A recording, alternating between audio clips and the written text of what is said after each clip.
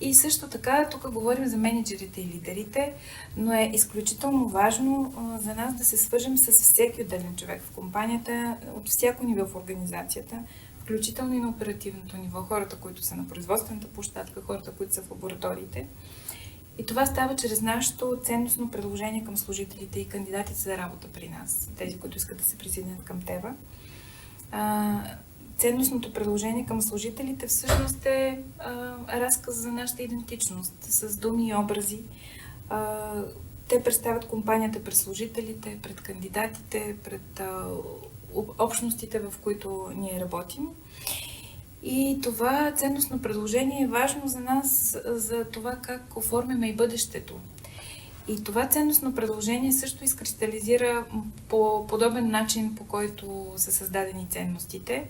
Това се случи преди, всъщност по-скоро във времето, преди около 2-3 години, когато се обработи огромен по обем информация и данни, събрана чрез интервюта за служители от всички нива в организацията, от всички страни, народните езици на служителите. Да. Компанията всъщност вложи страшно много усилия в това и също така се разпространиха въпросници, които също бяха попълнени от наши колеги и бяха попитани какво харесват в работата си, какво ценят, какво искат да остане, също и какво искат да променят. Също така тогава екипа, който работеше по този проект, се свърза дори и с кандидати, които не са успели да започнат работа при нас или хора, които са напуснали вече ТЕВА, за да се види тяхната гледна точка. И по този начин, според мен, е изключително впечатляващ да се изкристализира ценностното предложение към служителите в ТЕВА и кандидатите за работа, което ние ползваме. И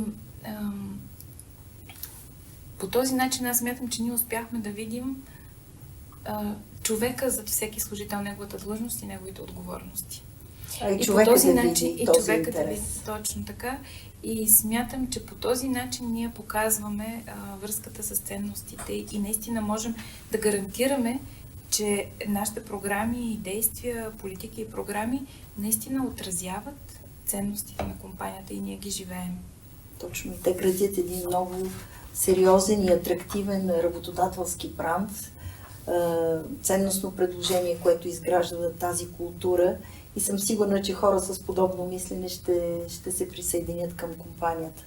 Ако мога да си позволя, нали, от наблюденията, които имаме, вие работите върху нагласите за развитие и растеж още от 2019 година на Карл Дуек, Growth Mindset. Работите върху иновативно и вдъхновяващо лидерство. Затова лидерството, аз очаквах и е така, е на всяко оперативно ниво, до лидер на своята задача.